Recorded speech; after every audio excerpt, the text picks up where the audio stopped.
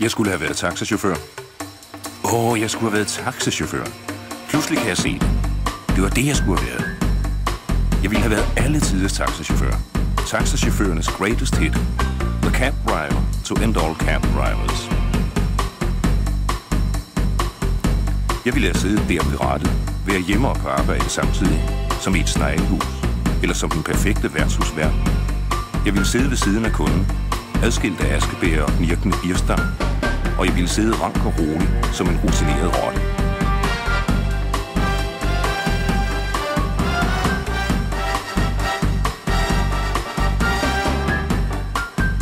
Og jeg ville hygge om kunderne. Jeg ville fortælle dem opmuntrende nyt fra vejrmeldingen. Jeg ville have radioen gående hele dagen, og måske endda termokanden.